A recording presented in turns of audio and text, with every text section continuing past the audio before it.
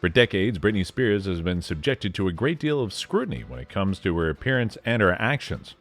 As a pop star, she has been regarded as one of the world's greatest stars. Today, her memoir reveals shocking details about the abuses she experienced under her conservatorship, and she expresses her desire to regain control over her life. Let's see more details about her journey in life and how Britney Spears is exposing everyone. Nobody is safe. As a young girl, Spears' life has been dominated by others, according to The Woman in Me. The book discusses her life, music career, family relationships, and the soul-crushing conservatorship that controlled her life for 13 years and kept her silent. The full story of her life has been outlined in numerous pieces that have appeared in tabloids, but it's much clearer now that they have seen the full picture. Britney Spears reveals some shocking revelations in her memoir that are based on her own words. The Woman in Me begins with Britney reflecting on her humble beginnings in Louisville, Kentucky, though there are elements that do not seem entirely pleasant about the story. She witnessed her father, Jamie's alcoholism, strain his marriage to her mother, Lynn, firsthand. In part, Britney auditioned for roles and shows to help support her family with an extra income flow, since her father had already sunk several businesses. When Britney was 8, she auditioned for the new Mickey Mouse Club, where she met Christina Aguilera and Carrie Russell for the first time. She failed her first audition, but auditioned again at age 11, signed with a talent agency, and moved to New York, where at 15 she signed with Jive Records. A regret Britney shares in her memoir is not fully pursuing acting. She's reluctant to expand her method acting after Crossroads due to her tour commitments. Nevertheless, she regrets not accepting director Rob Marshall's offer for an unspecified part in Chicago. Meanwhile, throughout her teenage year, Britney admits that she and her mother began drinking together when she was just a teenager. For fun, starting when I was in 8th grade, my mom and I would make the 2-hour drive from Kentwood to Biloxi, Mississippi, and while we were there, we would drink daiquiris. We called our cocktails toddies, Spears remarks before referring to her father. Their drinking style was nothing like her father's. She said her father, when drunk, he became depressed and withdrawn. At age 13, Britney says she began drinking and smoking with her friends after some best times with her mom. Speaking of her father, a conservatorship was established by the court in February of 2008 after Britney's father established absolute control over her finances and life decisions, telling her, "I'm Britney Spears now." As a result, the singer says she became a child robot. Her family apparently forced her to enter her conservatorship. She claims her mother called her to the beach house when she heard that the cops might be after her. However, when she arrived, 20 police officers surrounded her. The singer pleaded to the court to have someone other than Jamie Spears appointed as her conservator, but Britney claims that her request was denied. When her father became her conservator, he soon began taking an even larger percentage of the singer's earnings than the singer herself did, according to Spears. Also, Britney claims he made her break up with the photographer she'd been dating and conducted extensive background checks on anyone else she wanted to date. He even told her she looked fat and instructed the staff around her not to eat anything not approved. She recalls being scared as a child in her home. "The saddest part to me was that I always wanted was a dad who would love me as I was. Someone who would say, 'I just love you. You could do anything right now. I'd still love you with unconditional love.'"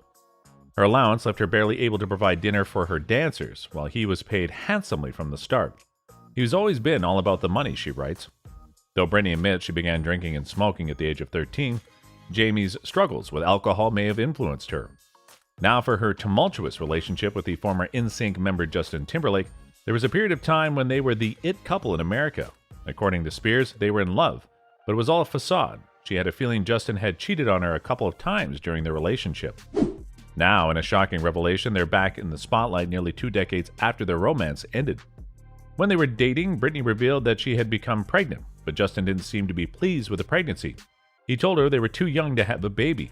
According to Spears, she would have carried on with the pregnancy without Timberlake's opinion. "If it had been left up to me alone, I never would have done it, and yet Justin was so sure that he didn't want to be a father," she said. "To this day, it's one of the most anguishing things I've ever experienced in my life." Despite Spears' memoir, Justin is trying not to focus on his relationship with Britney Spears, a source told Entertainment Tonight. Timberlake is trying not to worry about his relationship with Britney Spears. According to the source, Justin has been focusing on his own family and is not worried about Britney's memoir in the past few years. Going back, besides that, she claims Justin broke up with her via text message, leaving her devastated and unable to speak. Eventually, Justin flew to Louisiana and gave her a long letter, which she still keeps under her bed.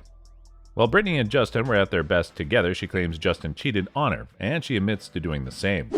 According to Britney, Justin cheated twice on her during the course of their relationship.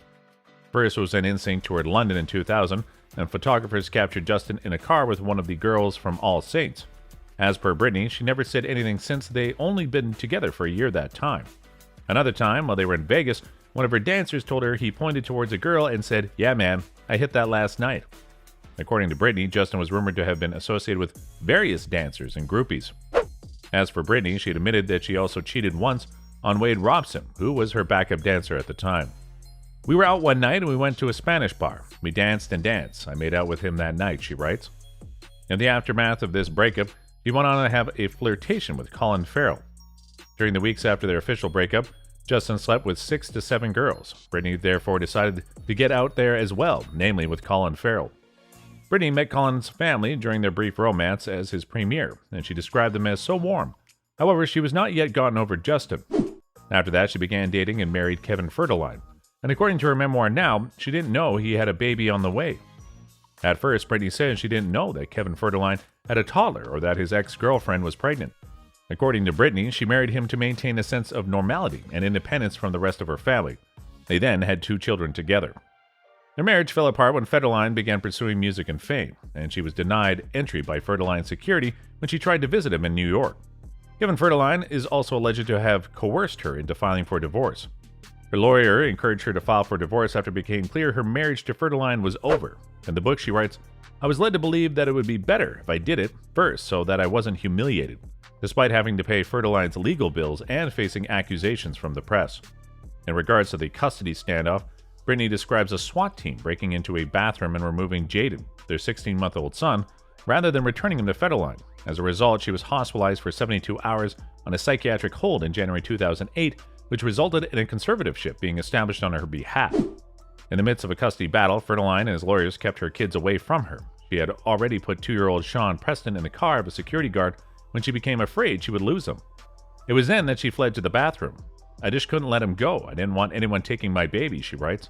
"Before I knew what was happening, a SWAT team in black suits burst through the bathroom door as if I'd hurt someone." Federline's campaign for full custody led to Spears shaving her head in the 2000s after she lost access to her children. We also got the reason why she stuck a paparazzi's car with an umbrella that time. The photographer asked her repeatedly how she felt about not seeing her kids, but she later said she apologized to them. What do you think of Britney Spears' memoir? Let us know in the comments below. Thank you for watching and see you in the next video.